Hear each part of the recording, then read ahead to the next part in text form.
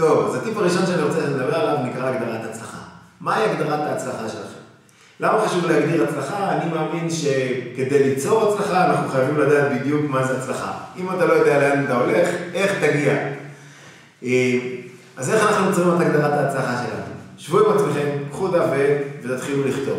תכתבו לעצמכם מהי הצלחה עבורכם בטווח של 5 עד 10 שנים מהיום, מהי תמונת ההצלחה שלכם. תכתבו לעצמכם, המשימה הראשונה זה לקבוע לעצמכם תאריך שהוא תאריך משמעותי בתוך החיים שלכם. תגדירו תאריך, התאריך שאני הגדרתי זה 10 בדצמבר 2016. למה? באותו תאריך אני בן 50. עכשיו, מתחת לזה שבו ותתחילו לכתוב לעצמכם איך נראית תמונת החיים שלכם באותו תאריך. מה יש לכם שם? קודם כל, איך נראית ההגשמה העצמית שלכם? מי אתם? מה החוויה האישית שלכם? מה היצירה שלכם? מה טביעת הרגל שלכם? מה השארתם בתוך העולם הזה? כתבתם, השלב הבא זה מה מערכות היחסים שלכם. איך נראית הזוגיות, ההורות שלכם, סביבת החיים שלכם. כתבתם את זה, תעברו לתוך ההצלחה הכלכלית שלכם. מה השווי הנקי שלכם? כמה אתם שווים? וכמה רמת ההכנסה שלכם? כמה כסף אתם מרוויחים בכל חודש? כאשר אתם כותבים את הגדרת ההצלחה שלכם, תכתבו אותה כמה כללים לכתיבת הגדרת הצלחה. הראשון, תכתבו בגדול. הרבה מאוד אנשים פוחדים לכתוב בגדול, רגע, מה יקרה אם זה לא יצליח? תחשבו מה יקרה אם זה כן יצליח. איך נראית תמונת החיים האידיאלית שלכם בטווח של 5 עד 10 שנים היום, באותו תאריך שקבעתם לעצמכם. דבר השני, תכתבו בברור, תכתבו משפטים בהירים, מדויקים. אל תכתבו באופן כללי, יש לי הרבה כסף. תכתבו בדיוק כמה כסף אתם שווים, ומה השווי סך הנכסים שלכם. אל תכתבו אני מרוויח הרבה מאוד כסף. אין מושג כזה. תכתבו בדיוק כמה כסף בכל חודש או כל שבוע אתם מרוויחים. תגדירו בצורה בהירה. דבר נוסף, תכתבו ברגש. תכתבו באופן שמרגש אתכם, מעורר בכם השראה, נוגע לכם בנשמה. למה אנחנו צריכים לכתוב את הגדרת ההצלחה שלנו? את זה, כדי להבין את זה לעומק, צריך להבין בדיוק איך עובדת את המערכת היחסים בין תת התודעה שלנו לתודעה שלנו. תת התודעה שלנו בעצם היא המנגנון שאנחנו מניע אותנו בתוך החיים. 90, 95 ואפילו 99% מהפעולות שלנו, מהתפקוד שלנו, משפת הגוף שלנו, משפת הפנים שלנו, מהדרך שבה אנחנו פועלים בתוך החיים, בדרך שאנחנו מגיבים, בדרך שאנחנו מקבלים החלטות, היא אוטומטית לחלוטין, היא מונעת על ידי המערכת של תת התודעה שלנו. עכשיו, תת התודעה שלנו, בתוך תת התודעה יש מה שנקרא בלופרינט. בלופרינט זה אותה תוכנת יסוד שטבועה בתוך תת התודעה שלנו, שהיא בעצם מגדירה את המסלול שעליו החיים שלנו נעים. הבלופרינט שלנו, תוכנת היסוד הזאת בעצם נוצרה בתוך החיים שלנו בעודנו מאוד מאוד צעירים. עכשיו, כשהיינו צעירים, גדלנו מרביתנו בתוך משפחה של הישרדות, מעטים מאיתנו באים מתוך בתים של הרבה מאוד עושר והצלחה ודפוסים של הצלחה, מרביתנו באים מעולם של הישרדות, ולכן הבלופרינט שלנו, תוכנת היסוד של כולנו, מכוונת על מנת לקחת אותנו להישרדות. אנחנו יכולים לתכנת אותה מחדש. איך?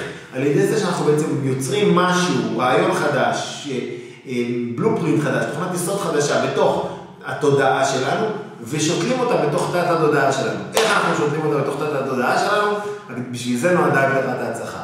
שבו עם עצמכם וכתבו איך נראים החיים שלכם באותו תאריך שהגדרתם, טווח של 5 עד 10 שנים מהיום, איך נראים החיים שלכם במציאות של הצלחה יוצאת דופן, פנומנלית, מדהימה, נפלאה. לאחר שישבתם והגדרתם את הגדרת ההצלחה שלכם, שבו, תכתבו אותה שוב ושוב, תקלידו אותה בתוך המחשב שלכם, ותכתבו אותה עוד פעם ועוד פעם ועוד פעם באופן כזה שהיא פשוט תישב לכם בתוך הנשמה, שהיא תרגש אתכם, שהיא תיגע בתחומים חשובים לכם בתוך החיים. דברו על התרומה שלכם, כמה כסף אתם תורמים לעולם, למי אתם תורמים. דברו על מה תוכלו לאפשר לילדים שלכם, למשפחות שלכם, להורים שלכם, מה תאפשרו לעצמכם, תכתבו את אותם דברים בהגדרת ההצלחה שלכם שמעוררים בכם השראה, מרגשים אתכם. שבו ונסחו את הגדרת ההצלחה הזאת שוב ושוב ושוב, תכתבו אותה עוד פעם, תקדישו לזה מספר ימים, תקראו את זה בערב, בלילה, לפנות בוקר, בבוקר, באמצע היום. אתם תראו שמתוך זוויות שונות של היום, זוויות שונות של שעות של היממה, של תחושות שונות של היממה, הדברים נראים טיפה שונה, תכתבו את זה עוד פעם ועוד פעם ועוד פעם, עד שכעבור כמה ימים של עבודה, אתם תיצרו משהו שאתם שלמים איתו, יושב לכם בול, זו הגדרת ההצלחה שלי.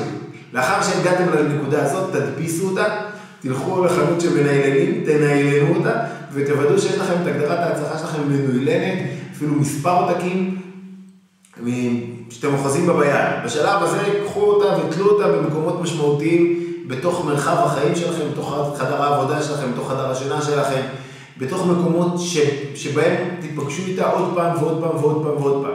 עכשיו המשימה שלכם לעשות לעצמכם שטיפת מוח. מה זאת אומרת? אנחנו שוטפים הרבה מאוד דברים בתוך החיים שלנו, אנחנו שוטפים את הבית, שוטפים את האוטו, אנחנו מפעם לפעם צריכים לשטוף גם את המוח שלנו, מתוך שאריות של דברים שאגרנו במהלך השנים. הדרך היא פשוט שבו ותקראו את הגדרת ההצלחה שלכם עוד פעם ועוד פעם ועוד פעם. אני ממליץ לקרוא אותה בקול רם, אני ממליץ לקרוא אותה ברגש, בהתרגשות, באהבה. תוודאו שהגדרת ההצלחה שלכם נכנסת לתוך תת התודעה שלכם שוב ושוב ושוב ושוב ושוב, ומתחיל להיווצר שם שינוי. אתם תראו את השינוי הזה מופיע בתוך היקום הפיזי שלכם. לא מיד, לא ביום אחד, לפעמים זה לוקח ימים, שבועות ואפילו חודשים.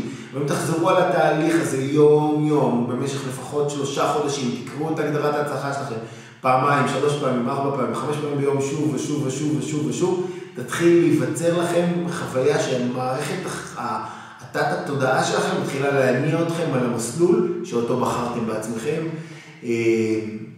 ולא על המסלול שבעצם טבוע בכם עוד משלבים מוקדמים. צרו לעצמכם תמונה גדולה, בהירה, מקסימה. עוד טיפ לגבי הגדרת ההצלחה שלכם. קשבו ושתפו אותה, את הסביבה התומכת שלכם. אל תשתפו אנשים ציניים, אל תשתפו אנשים שלא מאמינים בכם, אל תשתפו את גונבי החלומות שלכם. תשאירו אותם מחוץ לעניין, אם מכנסים למשרד שלכם, לראות את הגדרת ההצלחה תלויה על הקיר, ושאלו אתכם מה זה, תגידו עזוב, זה לא בשבילך. לעומת זאת, אותם אנשים שתומכים בכם, אנשים שאוהבים אתכם, אנשים שבוטחים בכם, שתפו אותם בהגדרת ההצלחה שלכם, ותוודאו שהם אומרים לכם, כן, אתה יכול, אתה יכול, אתה יכול, אתה יכול, אתה יכול, אתה יכול. סביבה תומכת היא תנאי בסיסי להצלחה. ועל סביבה תומכת אנחנו נדבר בתוך הטיפ הבא, אז תודה לכם בינתיים, שמי יאיר בר לב, ואני 100% בן אדם חופשי.